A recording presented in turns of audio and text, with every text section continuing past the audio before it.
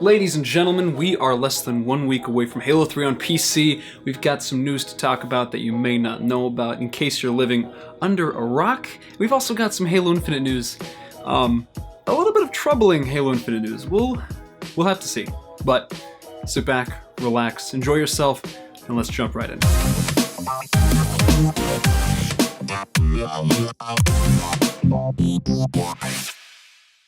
Alright, in case you have been living under a rock, Halo 3 releases, is thrown into the public July 14th. I almost said June.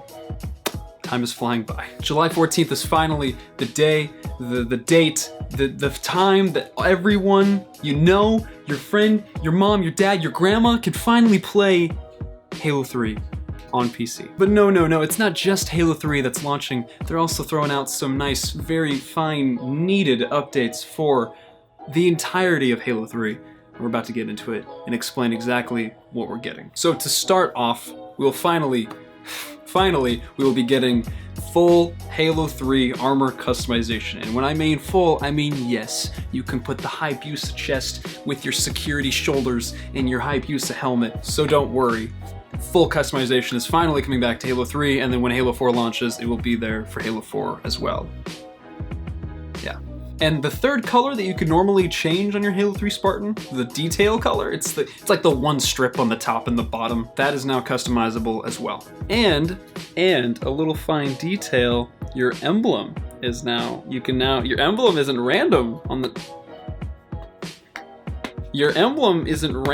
the side of your shoulder. So, whatever emblem you choose, it will finally actually display in-game. So, full customization, full color options, full emblem options that are actually, that actually mean something. Another new item coming to Halo 3 is actually a new campaign skull. And so with the skull, you're actually allowed to fly in the campaign now. So the name of this new skull is Acrophobia.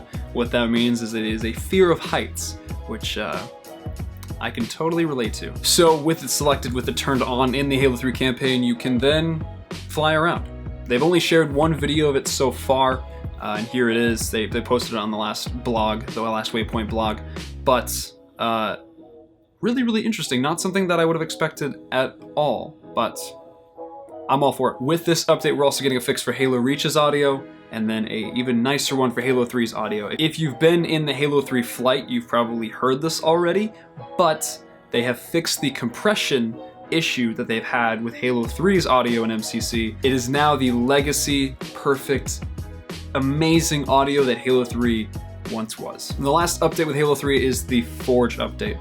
This one's actually pretty big. If you've ever had a chance to use Halo 3's Forge, then you know exactly why it needs to be updated. So I made a machinima Citadel High about 5 years ago, and I decided to do it all in Halo 3.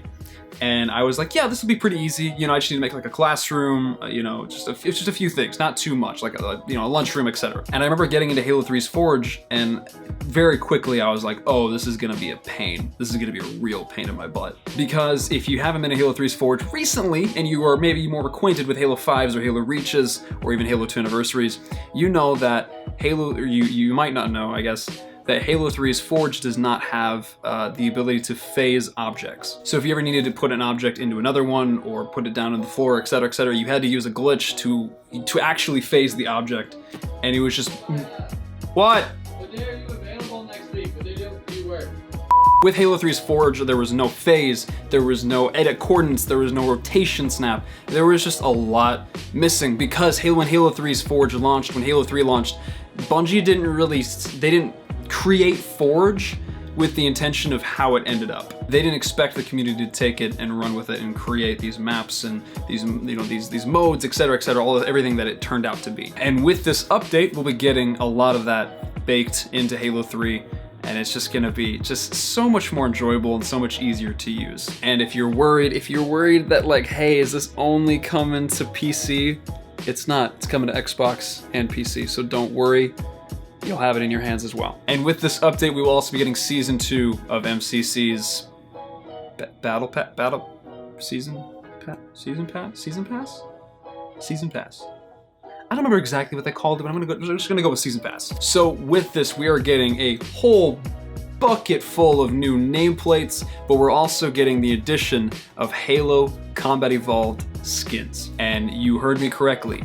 Vehicle skins, weapon skins, and Halo CE visor colors. So as you can see, they've got a plethora of skins for you to unlock. A small but good change about the season pass that they're making though is that in each tier, you don't have to go from 1 through 9 or 1 through 10. You can actually, if you're in a tier and you want to unlock the 8th slot, you can do that. And then if you want to go back and unlock the 6th slot, you can do that. You just have to unlock every single slot in order to move on to the next tier. So they've got nameplates, vehicle skins, visors, weapon skins, so many things you can unlock and use to your heart's desire, pleasure, plethora, I don't even know the word I'm looking for there. And the way it works, say I have an AR skin that is green, and I go and pick up an AR. The skin will automatically change to whatever skin I have that is chosen, no matter what skin is already on there. So it's not like Halo 5 in the sense where if I pick up a weapon that already has a skin on it, it'll just stay. Whatever I pick up, whatever vehicle's driver's seat I get into, the skin will automatically change to what I have set. And if you hate this idea and if you think it's stupid and you're like, that's ridiculous, I want it to be classic and legacy and as original as I always thought it to be, it's okay. Don't worry. There's a little option to where you can turn off user-generated skins and you won't see any of it. So don't worry. They're adding choice. They're giving you a choice. Be grateful. Do not worry, Season 1 content, if for some reason you haven't unlocked all of Season 1, it is still available. It will still be available. Not going away anytime soon. So everything in Season 1 will still be able to be unlocked, and then I think you can move to Season 2, or you can unlock either one simultaneously. I could be wrong on that. And to end this section off, take a look at this beauty. Just look at it. Just marvel in it. I saw this and I was like, oh man. Oh yeah. Oh yeah. Oh yeah, that looks pretty good. I kind of like that if I do say so myself. Now we're going to talk about the challenge system. We're going to kind of run through this. There's not a huge amount you really realistically need to know, but just a few key points for some of you guys that might actually be interested in it. So with the challenges, think of it kind of like Halo Reach, how they had the daily, the weekly, and the monthly challenges. I almost said yearly. They now have weekly PvP, weekly PvE, and seasonal challenges for you to complete to unlock nameplates and specific unlocks for events. So if you ever participate in the Yappening event, then you know that there were some nameplates you could unlock through doing certain things throughout MCC. The problem with that is that there was no way of tracking your actual progress of what you needed to do, and when you completed that, your account had to be manually authorized to receive the reward. Whereas with this new system, it's automatic. You'll see what you get without having to go to another website or anything like that, and you can track your progress right there in the game. Also, you can pin a specific challenge to the main menu screen of MCC for easier viewing, so you don't have to go into the challenges section of the UI every single time. You can just see it, boom, right there every single day after each match, etc., etc. So, yeah, nice little small detail that just makes the experience a bit better. You can also unlock weapon skins as well as the nameplates for completing challenges. Okay, and that's just about it. We're gonna end on this one little thing that they have shared with us in the last blog post. They reminded everybody that on July 23rd, in less than 2 weeks, we will be seeing finally Halo Infinite. And I mean Halo Infinite gameplay, I'm assuming. My prediction for what we were going to see July 23rd, my assumption was, considering the E3 before a big Halo release is when we usually see everything. Multiplayer trailers, multiplayer gameplay, if we haven't already, campaign trailers, campaign gameplay, a plethora of items and showings to get us hyped, to give us more knowledge about the game. That was my assumption of what we were going to be seeing at this E3 before Halo Infinite's launch. However, a few people have pointed out that one of the last statements they made in this blog might contradict or might nullify what I was predicting and what a lot of us were predicting. So it says, save the date. We're excited to share what the team's been working on. The first look of Halo Infinite's campaign is coming on July 23rd. Now, I'm a little bit nervous because that might lead some people to assume that that's all they're gonna show is Halo Infinite's campaign gameplay, which is gonna be a little bit disappointing. My expectations, I guess maybe were set a little high. Like I said, I was expecting campaign gameplay, campaign trailer, multiplayer gameplay, multiplayer trailer, and the cherry on top, if it would have been possible, they would end the event and they would say, Halo Insiders, thank you for your participation. Flights and keys and invites are being sent out now. Enjoy, have fun, thank you. And they just end it and we can finally play Halo Infinite.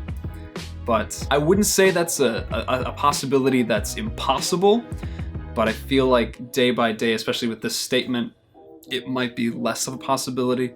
I'm still keeping my fingers crossed, I'm still hoping, but we will see in less than 2 weeks. All in all, it's a great day to be a Halo fan. I'm excited, no matter what happens. I just want a new Halo game, man. I have full confidence that they're gonna knock it out of the park. And I can't wait. Anyways, that's gonna be it for me. Thank you for watching. Appreciate your time. Appreciate your patience. Hope you enjoyed. If you want to follow me on Twitch, I stream every Monday, Wednesday, Friday at 9 p.m. Central. You can also follow me on Twitter, TikTok, Instagram. I have a Discord if you would like to join that. All of that will be down in the description down below. But yeah, stay healthy, stay safe, stay hydrated, and I will see you guys in the next one. Peace. Well, there you go. Yeah. See, I used to be really good, you know, because back when I streamed, you know, just all the time, like when I first started streaming. You fucking bitch, you have a older show. I would just stream Halo FFA constantly, especially Halo 3. I'll never try to do that again.